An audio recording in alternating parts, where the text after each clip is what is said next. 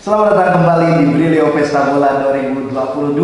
Oke Sobat Brilio, kita akan bahas grup F yang diisi oleh timnas yang kemarin tuh juara 2 dan juara 3 dan sekarang jadi 1 di Piala Dunia 2022. Ada Belgia yang juara 3, ada Kroasia finalis di 4 tahun sebelumnya dan juga ditemani oleh Maroko dan Kanada. Kita bahas bareng Titis Widiatmoko. Salam Faris. Ya.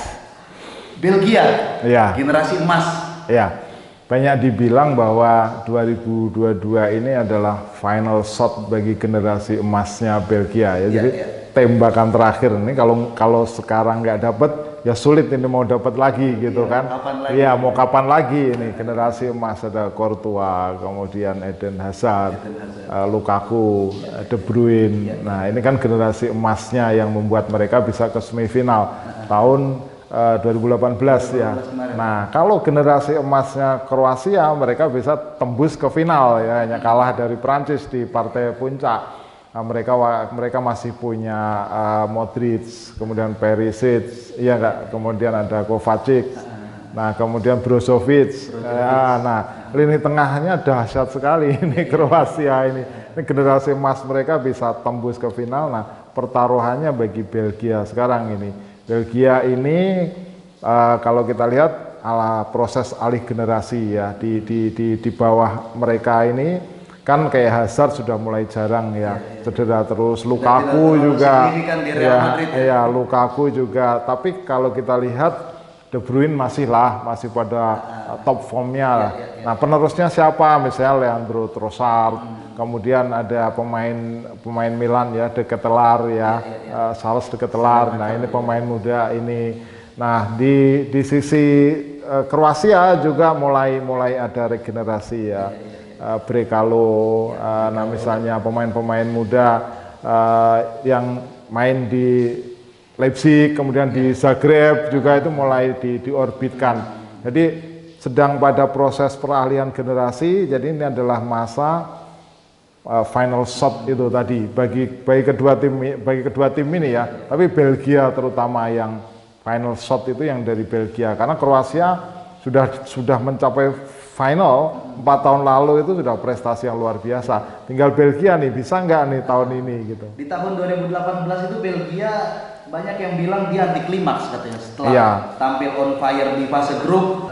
16 besar mengalahkan Jepang, di perempat final mengalahkan Brasil, tapi di semifinal justru kalah oleh skor tipisnya Prancis. Iya betul. Ya siapa sih yang tidak berani meramalkan Belgia dengan kekuatan yang dimiliki ya. Premier League All Star. Iya betul. Itulah yang kenapa mereka disebut sebagai Golden Generation ya. Karena sangat komplit.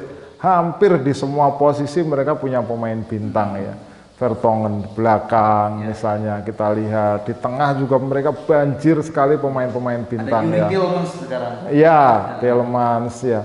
Ya itulah yang membuat mereka diramal selalu dianggap sebagai unggulan di setiap turnamen besar.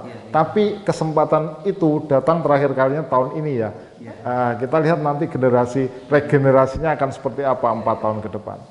Sementara Kroasia juga juara 2 tahun lalu, ini akan menjadi laga terakhirnya Luka Modric. Laga perpisahan bisa jadi di Piala Dunia atau bahkan sebagai karirnya sebagai seorang pesepak bola. Iya betul ya, dia sudah cukup senior ya, 37 tahun. 37 tahun sudah cukup sulit ya. Kalau 4 tahun lagi kan berarti 41 ya, mau nggak mau ini momen terakhir bagi Modric untuk unjuk gigi terutama di Piala Dunia. 5 kali Liga Champions sudah dapatkan, Ballon d'Or sudah dapat. Mungkin Luka Modric punya misi yang sama juga seperti Messi, karena tinggal Piala Dunia yang belum dia menangkan, tapi dengan skuad yang sekarang mungkin terkesan apa adanya. Apa kira-kira bisa berbicara banyak nggak Kroasia? Agak beda ya situasinya ya. Kalau kita lihat juga di Euro 2020 mereka juga kalah dari Spanyol ya di perdelapan final ketika itu. Jadi setelah pencapaian di final itu memang sulit untuk bisa mengulang prestasi mereka 4 tahun yang lalu ya. Kecuali mereka punya kekuatan yang merata ya. Tapi kan tahun ini nggak seperti itu. Mereka hanya kuat di tengahnya ya. di belakang lebih banyak pemain-pemain muda ya, pemain-pemain muda usia. Nah, kemudian ada Kanada. Waduh, ini kok bisa Kanada masuk ke Piala Dunia, ini jadi kejutan juga karena ini pertama kali ya. Pertama kali masuk Piala Dunia.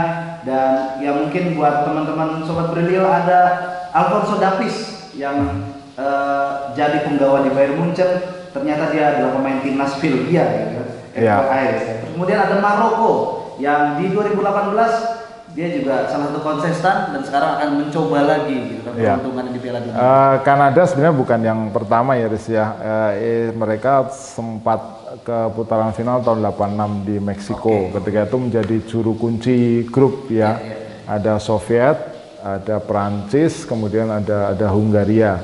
Nah, Kanada ini selalu sulit untuk bisa lolos ke putaran final karena di situ ada Meksiko, ada Costa Rica, ada Amerika Serikat. Jadi, nah tahun ini mereka performanya di kualifikasi luar biasa dan mereka juga punya banyak pemain muda yang menonjol di Eropa ya.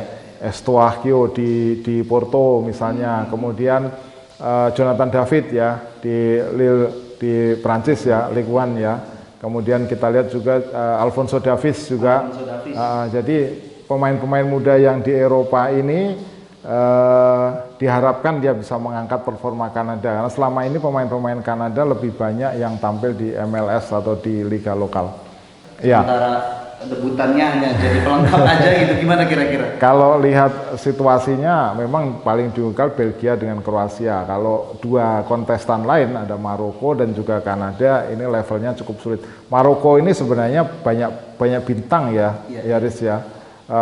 Di situ ada Hakimi, ya Ziyech, Hakim Ziyech, ya Mazraoui, Amrabat di Fiorentina ya.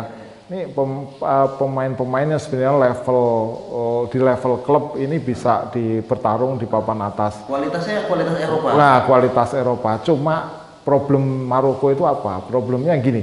Jadi pemain-pemainnya ini kebanyakan adalah diaspora Eropa ya. Mereka lahir di Belanda, lahir di Prancis, lahir di Spanyol gitu. Nah, karena itu mereka sisi bisa dibilang nasionalismenya mungkin ya, dan seringkali mereka terlibat perselisihan. Misalnya kayak Ziyech ya, dari timnas. Kemudian pelatih lamanya Valid Hasiovic itu dia sempat berselisih dengan Ziyech yang keluar malah pelatihnya gitu kan. Pertahanan satu bintang ya. Iya betul, Fahid Halihosik ya, pelatih lamanya. Hanya untuk mempertahankan satu bintang, kemudian mereka keluar. Jadi problem itu sih, sehingga kalau kita lihat 4 tahun lalu juga mereka juru kunci ya, kalah dari Iran di pertandingan terakhir. Di situ ada Portugal, Spanyol, Iran, kemudian Maroko ya. Tapi pertandingan yang terakhir mereka kalah dari Iran ya. Nah, itu problem dari Maroko, banyak bintang, tapi tidak bisa menunjukkan potensinya ketika mereka membela negaranya karena mereka diaspora itu tadi. Karena sepak bola bicara soal kesebelasan, tentunya juga membicarakan soal mental bermain. Walaupun tim tersebut diisi oleh banyak bintang, tapi kalau nggak punya mental atau yang disebut tadi national pride gitu, susah jadi sebuah timnas yang tangguh. Sampai jumpa di episode Brilio Pesta Bola selanjutnya.